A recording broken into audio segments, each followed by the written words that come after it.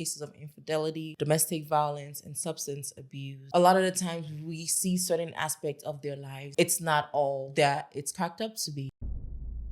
Welcome back, family. So, Jada Pinkett Smith recently announced that she and her husband Will have been separated for the last few years. I think it was about 7 years. And this is also coming on the heels of Britney Spears separating from her husband of 14 months and so many other separations and divorces that we've been hearing about. And so, it has us asking the question, what's up with all these celebrity divorces? What is it that is so hard about dating or being married as a celebrity couple? And so that's what we're going to be talking about in this episode. We're going to be looking at some of the things that they may deal with, and that has to do with their status and position in society. And we'll also look at the couples that have stayed married and see, is there something they're doing right that, the rest of us can learn from? And Oge came to this episode loaded with the stats and the info. So you ready to take it away? Let's get into it. So it is actually stated in the source that I looked up my information from, which was actually a law office in Birmingham, Alabama, was that roughly 40% of celebrities end their marriages within a 10-year period of marriage. And on average, a lot of people end 7 years between that time frame. And reasons cited varies. Some of the reasons cited in the divorce proceedings were cases of infidelity, domestic violence, and substance abuse. And it's just, a lot of the times we see certain aspects of their lives, Right. We see the parts of their lives that we wish we had or, are working towards to one day hopefully enjoy. And it's not all that it's cracked up to be. Yeah, you can imagine the pressures and when everyone is looking at you as a celebrity, as someone who is maybe in movies or music, that adds to the already tricky situation that marriage can be sometimes. Like even without being known, the divorces still happen, and so you can only imagine it being at that level. But what are some crucial things that they might go through that we, the common folk, might not understand from the get-go? What are some things that you think celebrities deal with that we don't? Well, one thing I would say, for instance, is hectic schedules. Yeah, we at times get busy, work, kids, school, all of that, can juggling. But when it comes to being completely in a different country or a different, place than your spouse for long periods of the years, either filming or producing or whatever your job entails, that could take its toll on a marriage, and until you are, intentionally wanting to keep your spouse as part of your life, it can easily slip out, so Right. they can easily be diminished in terms of their importance in your life. And so one thing that when it comes to the actual reasons and how they differ, I would say is hectic schedule is a huge one, not making enough time for each other. And one reason that was actually mentioned was the reality setting in, reality of what it takes to have, maintain, and build a healthy relationship with somebody was not necessarily something that they could make time for. Because again, it takes intentional communication, time with each other, and being there for each other. And especially when a celebrity marries another celebrity, they can have very conflicting schedules. Right. And so this reality setting in, do you think it's not necessarily on the same level, but do you think a lot of regular people have that same thing? Because divorces still happen whether we're celebrities or not. You think some people go into dating / marriage with maybe the wrong kinds of expectations, and so reality also sets in for them because we're trying to see what we can learn from these guys. Right. And maybe for us, reality also sets in and we're like, wait, I didn't think it was going to be this hard. I didn't think it was going to be this difficult, or that I'd have to sacrifice X, Y, and Z for this relationship. Do you think that's a big thing for us regular people as well? I would say definitely. Yeah. I would say it is. And the reason that we tend to push through is because there are so many other facets involved. There's so many other things. For instance, we don't have as big of an escape as, say, a celebrity would, where they can just bury themselves in their work or get on a plane and go somewhere else. We have to be in the same, in the same place, and when you are not necessarily stuck, but when you have no choice but to confront what is the conflicts that are arising, it's easier to work through them. It's easier to fight through them and push through them because you are in the midst of that situation. Right. And I think even coming before it even gets there, coming into the marriage with the right mindset and expectation. Because if you say reality set in, that means you were delusional at first. You kind of thought marriage was something else that it wasn't. I mean, you've probably seen these videos going around on social media where people are asked, hey, what's your ideal man? What race is he? How much does he make a year? And they're putting it into this app, and it tells you how much or out of the general population, what percentage of people fit that. And these people get like 0.003% of men fit in this category. So you're delusional. You're looking for a man who doesn't exist, basically. Or you're looking for a woman who doesn't exist. And so when we go into marriages not knowing what to expect, not having done some research, not having like studied or learned on about what makes a marriage work, when the real reality sets in that, oh wait, this is gonna be more work, it can knock us off.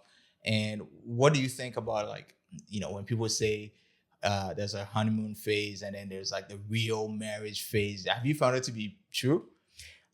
I would say when you're courting, it's very important that you get hit with some real stuff. It's very important that you get hit with, say, the lights cutting off in the city and nobody has electricity, and how they handle that, or stuff like, fortunately a relative passing and how they can handle it, or things like things not going their way, or them having to make. So just certain things have to show the real side of them, aside of how they relate to you as a potential mate.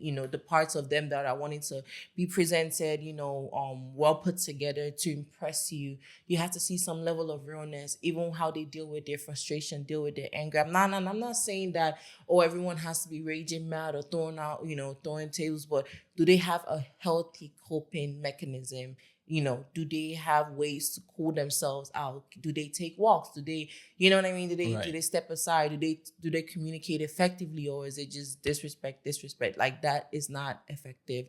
So some level of realness, even in the honeymoon phase, is possible, because then when the honeymoon phase kind of wears off, you already know a general idea of who this person really is, not only based on how they treat you or treated you, but also based on how they treat people around them, because that's where they show their real selves most of the time. Yeah, and I think even knowing that it's a honeymoon phase, exactly, that would go along with knowing that, oh yeah, we're all coming from the high of the wedding, or however you got married, whether it was a court or whatever. You're coming off of that high, and knowing that the first few weeks to a few months are gonna be different. It's gonna feel good and everything, but not saying expect the worst, but just don't think that that's going to be every day, because that's when you get hit with the realness of going through the motions with marriage and daily life, living with someone, and you're like, wait, this is not the way it was 2 months ago. But if you're already going into it like, yes, I understand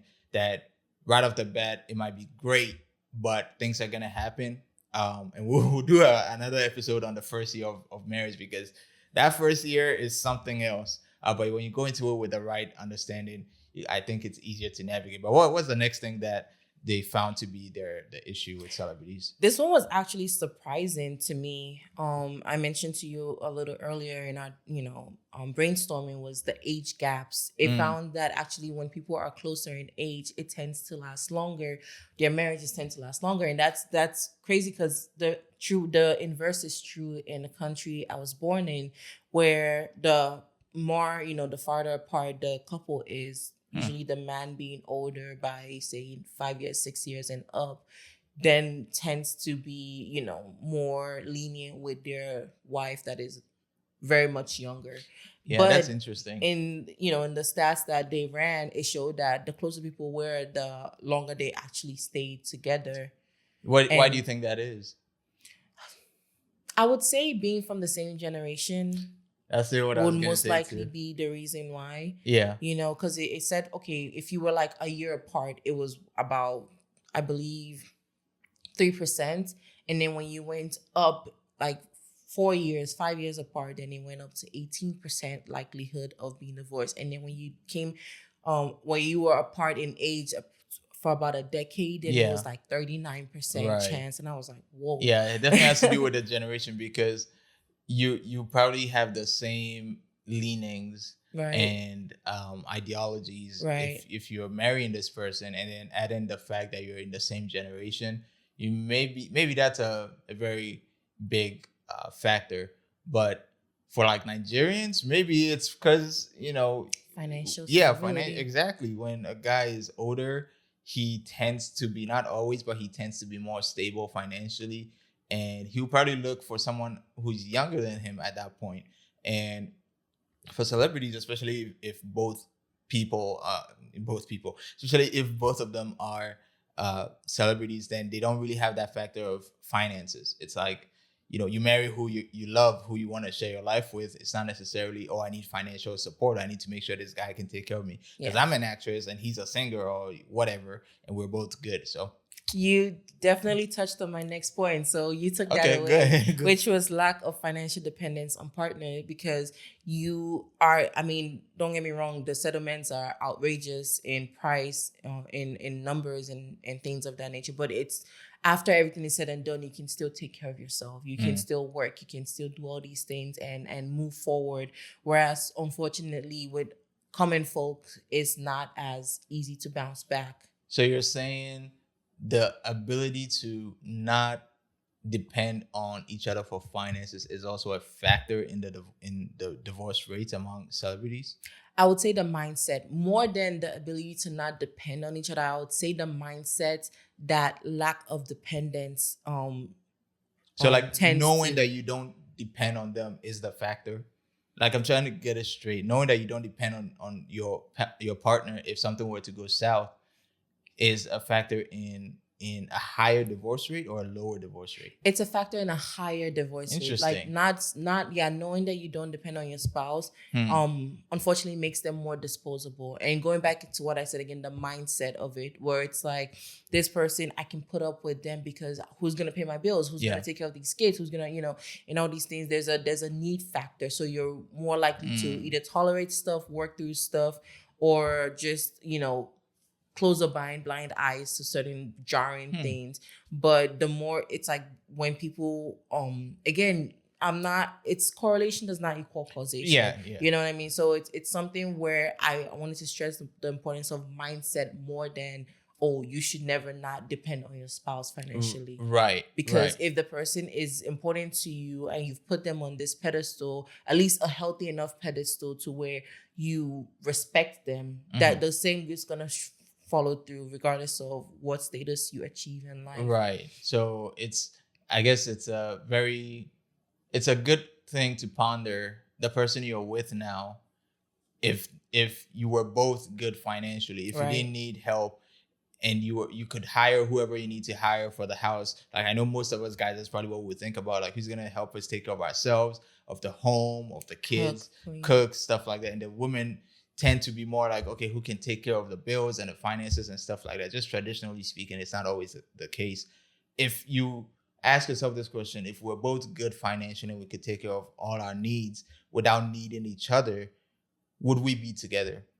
And if the answer is no, then there needs to be a mindset shift. It's not the end of the road. It's not the end of but there needs to be a conversation about where is our minds in terms of what makes us value each other. Yeah, that's good. And then last on the list, on actual reasons, for the high divorce rate was actually publicity, which is unfortunate, but it's a very, it's a very real thing where you haven't heard your name on the news for a while, you're becoming less relevant, boom, divorce. And it's like, interesting. Yes, now everyone is gravitating, the paparazzi coming back. And Loki, that's what people are saying about Will and Jada, that a lot of the comments that I was seeing on social media was like, well, who asked y'all for all this information? Because it's like every week Jada comes up with something that she wants to say, and people are like, well, is this just an attempt to be relevant? I was dismissing that until now, that actually seems to be a statistic. That's very interesting to me. Right, right. And even the publicity thing, I know I feel as though the counter of that would even be lack of privacy. You Yeah. know, yes, there's the need to stay in the spotlight, and unfortunately a lot of people do fall into that trap, but it's also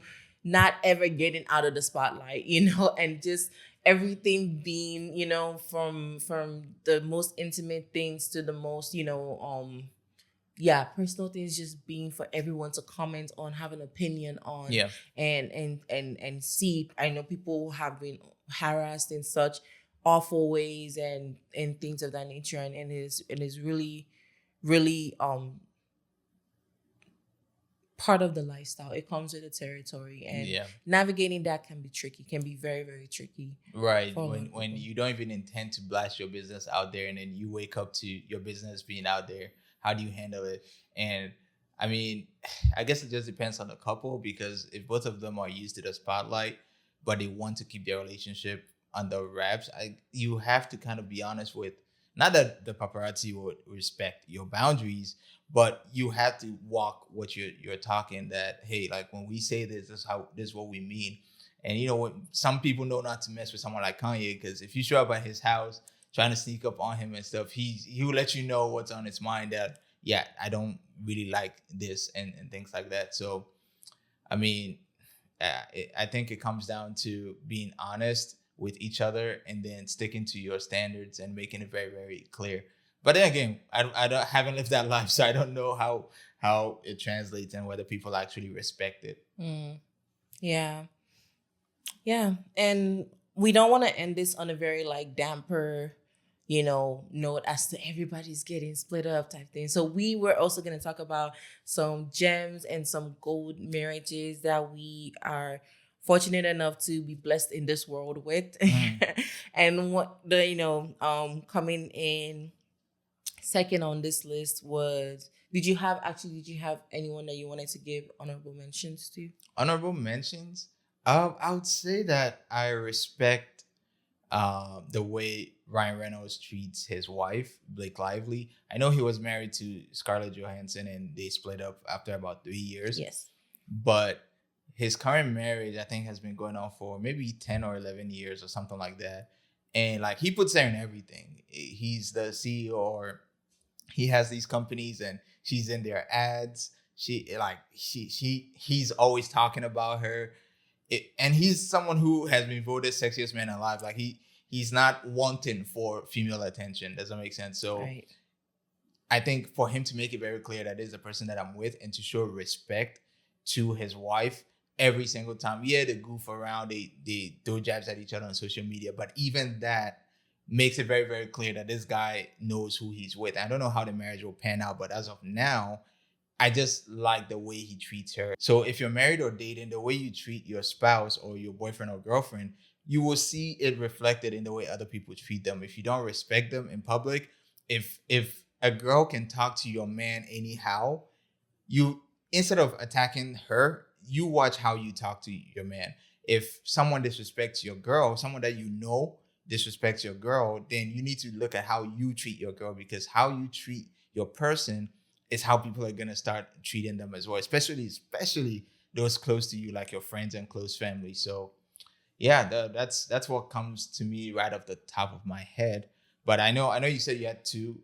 Yeah, let's get Yes. into it. I would say second on this list is Samuel L. Jackson and Okay. Latanya, and they have been married for 43 years. And 43. 43, and it goes back to what you know mentioned Yee. earlier about respect and how you treat, you know, your spouse, and not only in the public eye, but even within yourself, like in your heart, where you've placed them and how important they are to you, because it's not so heavy on what they do, because you know what I mean, everyone has seasons, everyone has phases and things like that. So there might be seasons where she's so amazing or he's so incredible to you, and there might be seasons where, you know, unfortunately life happen and Yeah. he's not the best support that he's always been or she's always been. So with all the things that has happened, you know, with his career and everything, they have just persevered, and she's Wow. been through it all with him. Yeah, I didn't even know that he was married that long.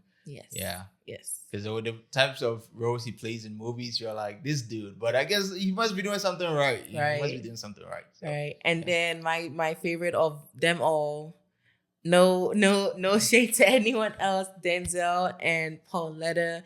And I just love watching interviews where he mentions her, or interviews where she's in it with him, and it's just so beautiful just to see the respect that permeates through the screen. And the way even certain interviews when people are like, how do you make this work? And then, oh, how long have you been married? And he looks over at her like, wait, can I say, can I tell them? Because she was like, I don't want them knowing my age. Or I don't want them knowing how old, how long we've been at this.